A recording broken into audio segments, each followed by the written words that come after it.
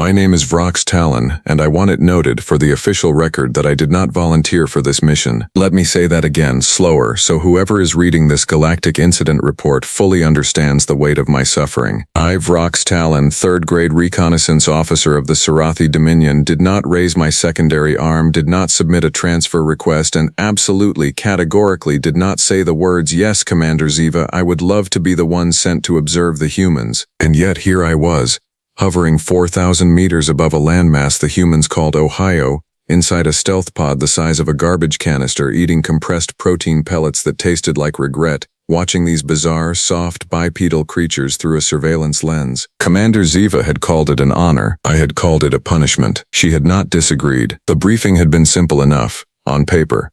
The Sarathi Dominion had been monitoring the human species for approximately 60 of their years.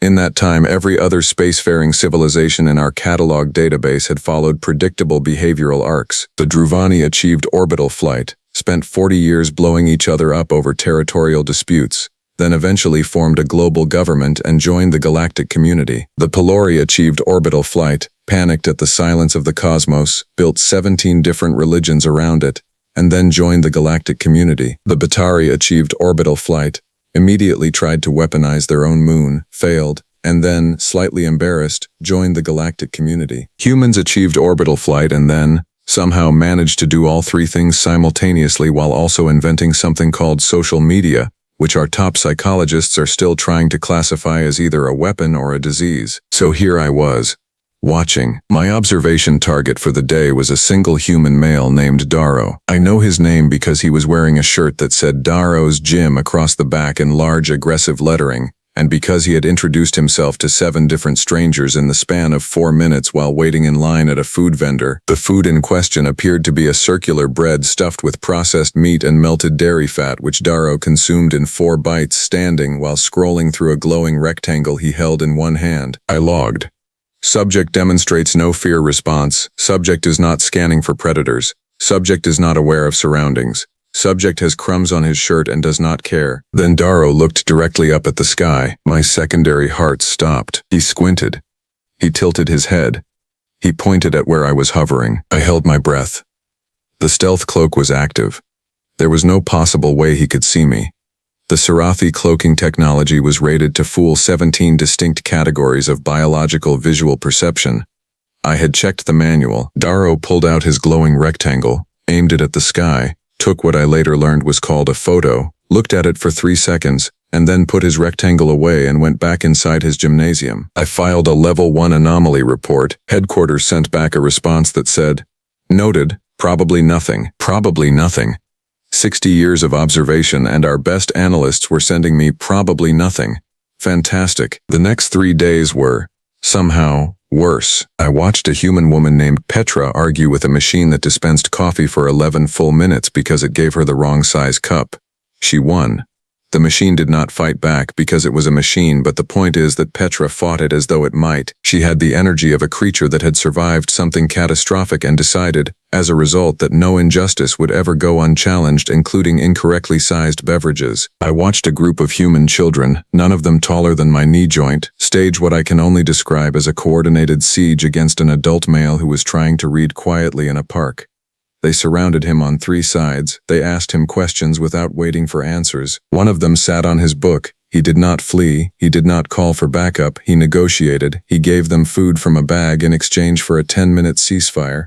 Then he went back to reading like a veteran who had seen worse. I watched a human male named Koro fall off a bicycle, hit the ground hard enough that I logged a potential bone fracture incident, lie still for exactly 4 seconds and then stand up, look at his bleeding knee, say something that my translator rendered as 3 separate curse words stacked on top of each other like a sandwich, and then get back on the bicycle. He fell off again 15 seconds later. He got back on again. I filed 17 behavioral reports in 3 days.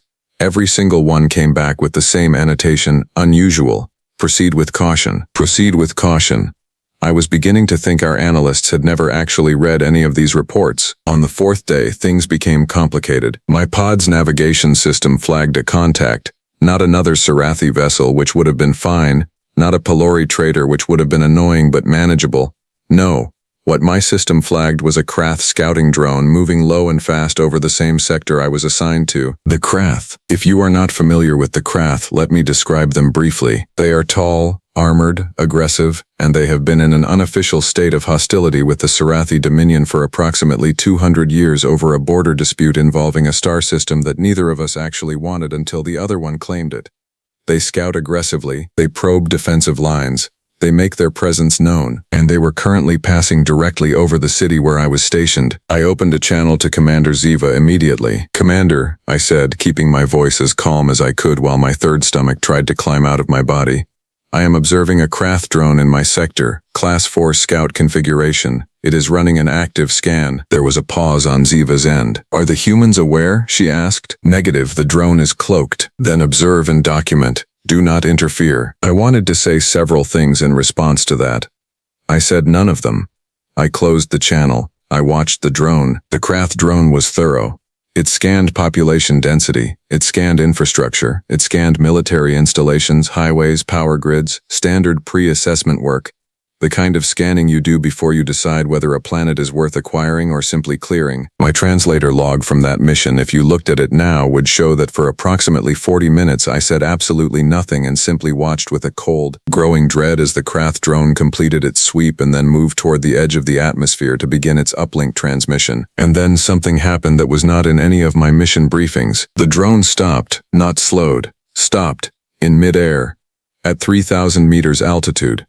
Over a city of 800,000 humans. I zoomed in. There was a human on a rooftop. He was wearing civilian clothing. He had no visible weapons. He appeared to be eating a snack from a small bag, and he was looking directly at the drone's location with a narrow, steady expression that I had not yet seen on a human face. Now the drone was cloaked, completely invisible to standard biological visual perception, and this human was looking at it, not up at the sky, not in the drone's general direction, at it. Specifically, precisely, the human reached into his jacket. I logged a possible threat response event, hand moving to concealed item. What he pulled out was not a weapon. It was a small device, rectangular, with an antenna. He extended the antenna slowly. He pointed it at the drone's exact position. Then he pressed a button. The Krath drone's cloak flickered. I stopped breathing again. I was doing that a lot this week. The drone's systems, from what I could observe, went into a brief recovery cycle. It took approximately 8 seconds to restabilize. When it did, it moved, fast, upward and away, abandoning its transmission window and pulling a hard exit vector. The human on the rooftop watched it go. He collapsed his antenna device.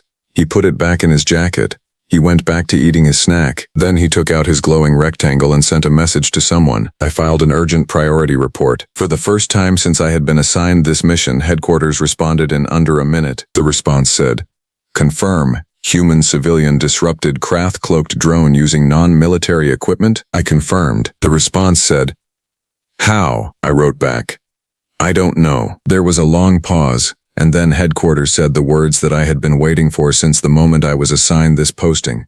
The words that meant someone up the chain of command had finally started paying attention. Continue observation. Priority elevated. Do not make contact. Do not make contact.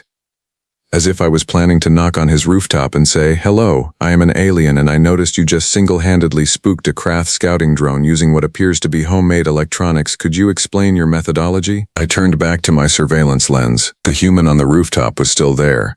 He had finished his snack. He was looking out over the city now, calm, quiet, unbothered, like a man who had just done something very ordinary and had no idea that approximately 4,000 meters above him, a Sarathi intelligence officer was quietly revising every threat assessment model he had ever been taught. His name, I later found out, was Maro Vet, and this I realized with a sinking feeling that started somewhere around my primary stomach and worked its way down, was only day 4. I had 46 days left on this assignment. I looked at my protein pellets.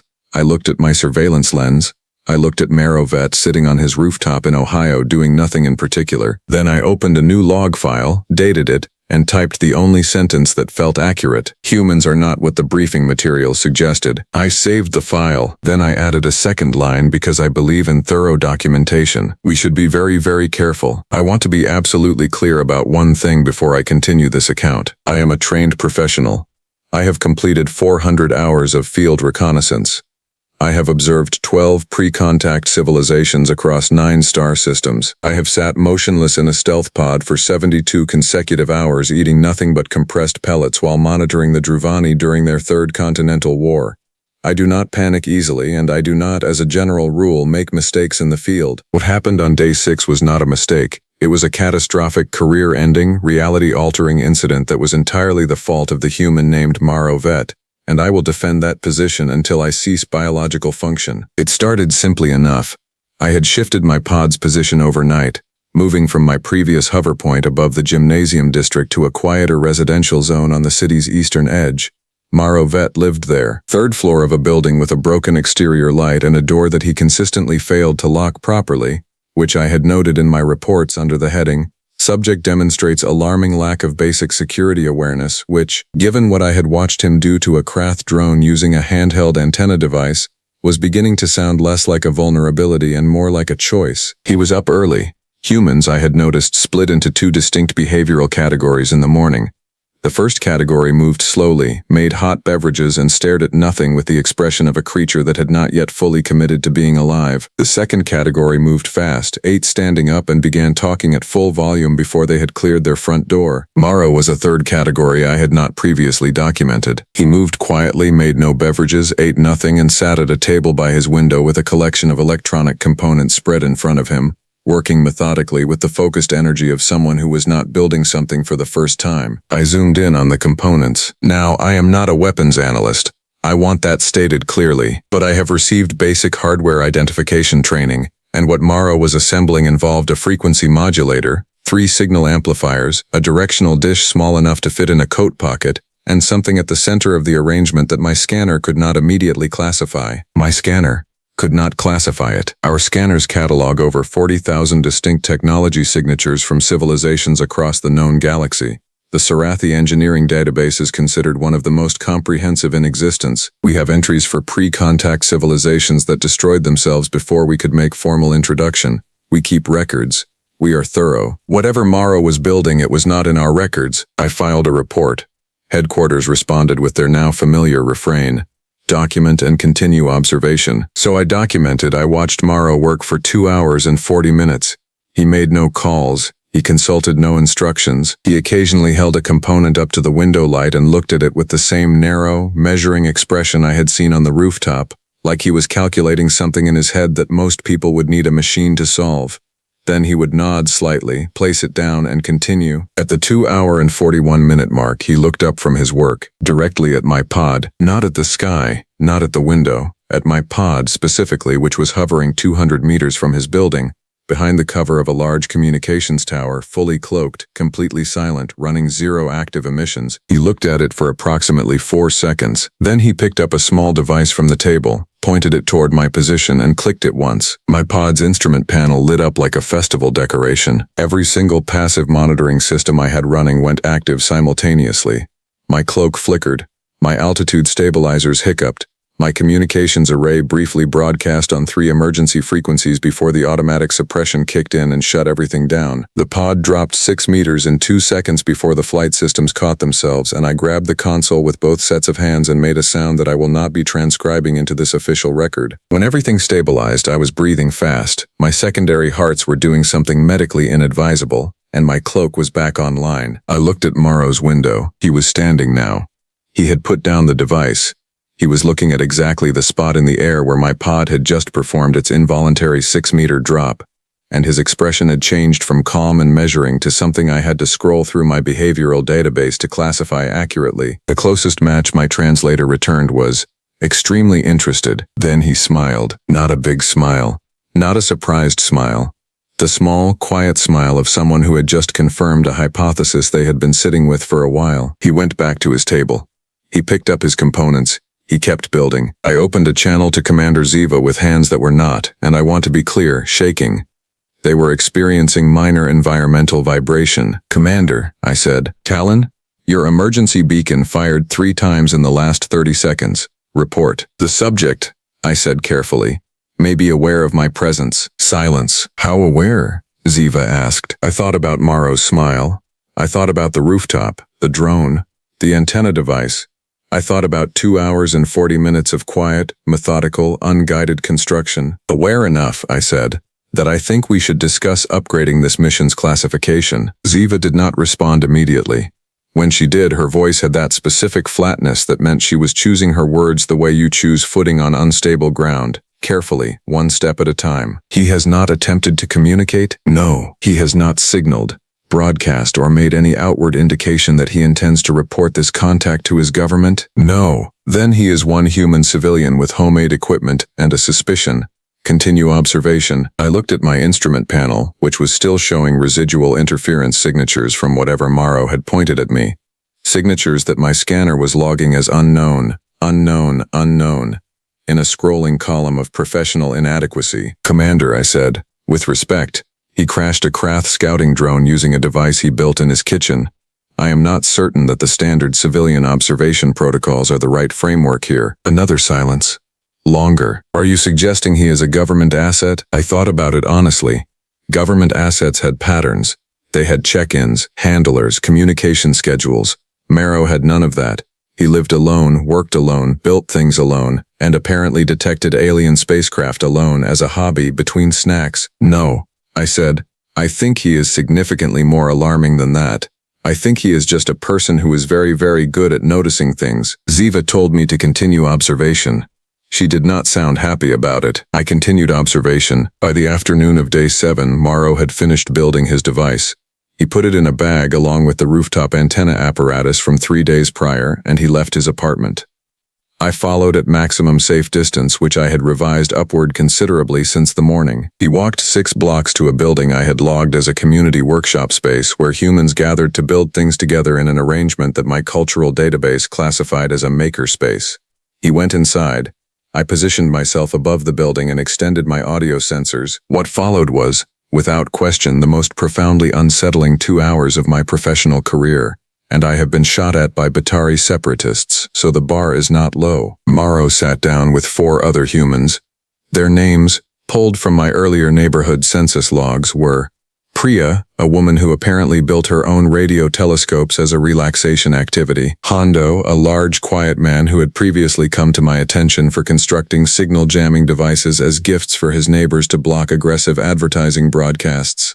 Suli, who from what I could observe was 17 years old, had 3 separate computing devices running simultaneously on the table in front of her, and was eating an enormous sandwich without looking at it because her eyes were fixed on a screen showing what appeared to be raw electromagnetic frequency data. And finally Caro, an older man with gray-white hair who had the deliberate stillness of someone who had done something dangerous for a long time and had learned to move quietly as a result. These 5 humans sat together and, in completely ordinary tones over what appeared to be both a social gathering and a working meeting, discussed the following topics: the Krath drone from 4 days ago, which they had tracked, recorded, partially decoded the transmission signature of, and triangulated the origin vector of to within a 17-degree arc of the outer system. The broader pattern of what Priya called, with remarkable calm, non-human aerial observations over the region in the past 8 months, which they had cross-referenced with local interference anomalies, migratory bird disruption patterns, and unexplained electromagnetic readings logged by 3 different university monitoring stations, and my pod,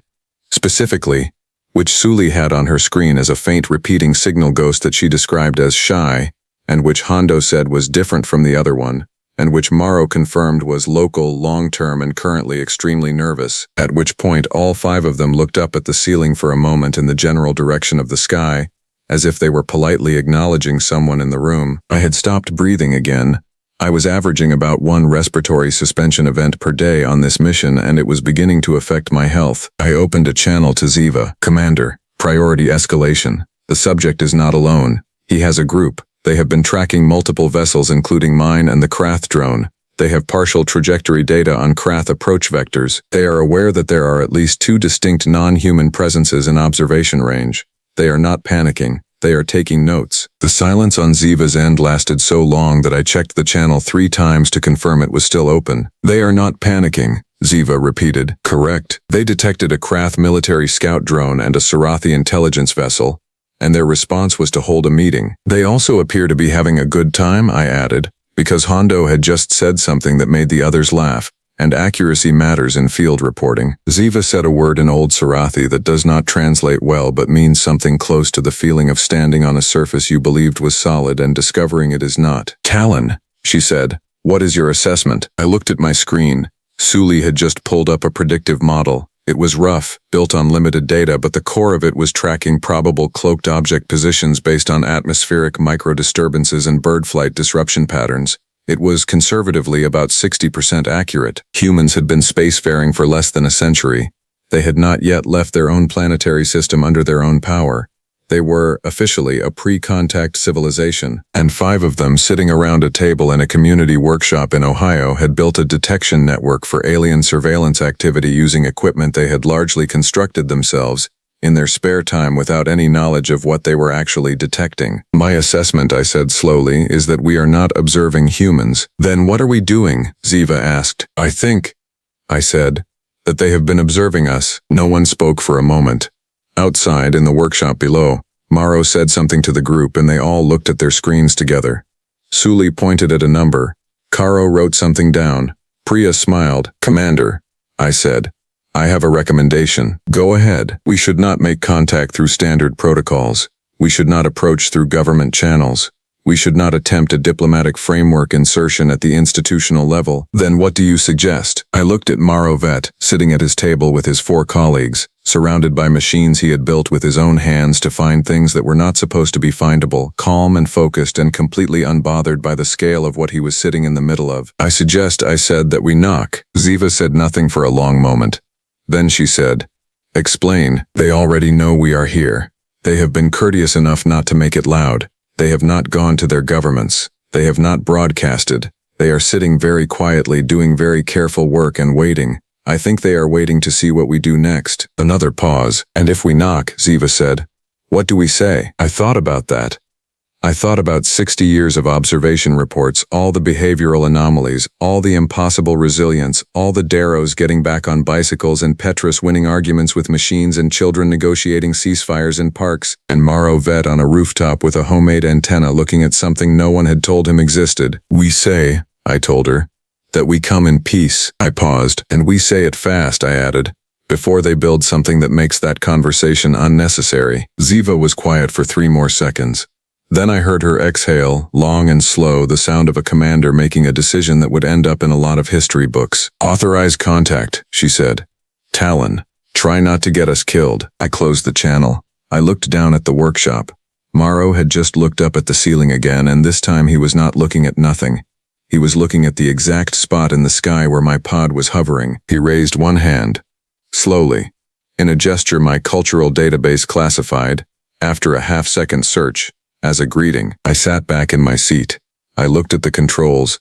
I reached for the external communication array, which I had not activated once in 46 days of observation. And then I, Vrox Talon, 3rd grade reconnaissance officer of the Sarathi Dominion who had not volunteered for this mission, who had spent 46 days eating protein pellets that tasted like regret, who had filed more anomaly reports than any field officer in the last decade, pressed the transmit button. Hello, I said in the human language I had been listening to for 6 weeks. Down below in the workshop, Suli's screen lit up with an incoming frequency hit. She grabbed Morrow's arm. He leaned forward. All 5 of them stared at the signal. Then Morrow smiled. That same small, quiet smile from the window. The smile of someone whose hypothesis had just been proven correct. He reached for his transmitter. Took you long enough, he said, and that, as best as I can reconstruct it for this official report, is how humanity made first contact with the Sarathi Dominion. Not in a government facility, not through a military operation, not in response to a formal diplomatic overture or a broadcast signal into the void. In a community workshop, in Ohio, on a Tuesday afternoon, over the objections of literally everyone except a man named Morrow Vet, who had apparently been waiting for us to stop being cowards about it. I filed my final field report that evening. Under the section marked Threat Assessment, I wrote 2 words. Then I crossed them out and replaced them with 3 different words. The first version said, extremely dangerous. The replacement said, handle with care. Both were accurate. I kept both. You are welcome, Dominion. You are very, very welcome. This has been the field account of Vrox Talon, 3rd grade reconnaissance officer, currently applying for immediate transfer to literally any other assignment in the known galaxy. A posting monitoring the Batari would be fine. At least they do not smile at you.